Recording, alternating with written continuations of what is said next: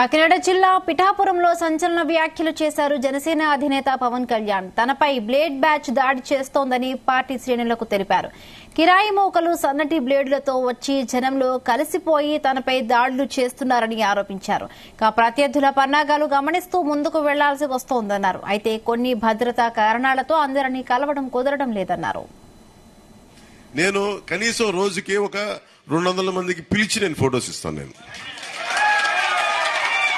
కాకపోతే ఎందుకు మనకేంటి కొన్ని ప్రోటోకాల్స్ పాటించకపోతే ఏమైపోద్ది అంటే చాలా మంది కొంతమంది ఈ కిరాయి మూకలు ఏం చేస్తారంటే ఎక్కువ మంది వచ్చినప్పుడు సన్న బ్లేడ్లు తీసుకొచ్చి కట్ చేస్తా ఉన్నారు సెక్యూరిటీ వాళ్ళని కూడా, నన్ను కూడా. మన ఇక్కడ కూడా జరిగింది. అందువల్ల ఏంటంటే కొంచెం ఇలాంటి పరిస్థితుల్లో మీకు మన ప్రత్యర్థి పార్టీ పన్నాగాలు తెలుసు కాబట్టి అందుకని కొంచెం స్ట్రీమ్ లైన్ ఉంటే మనం చేసుకోవడానికి బాగుంటుంది.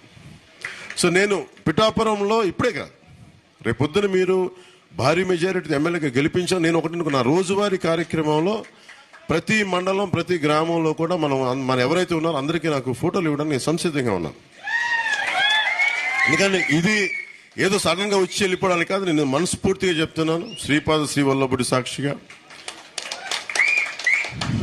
మన బంగారు పాపమ్మ దర్గా సాక్షిగా, ఆంధ్ర బాప్టిస్ట్ చర్చ్ సాక్షిగా చెప్తున్నా. నేను ఇక్కడ ఉండి ఇది మన స్వస్థలం చేసుకొని అందరికీ సాధ్యమైనంత మేరకు కొంచెం మన అందరం ఒక నియంత్రణ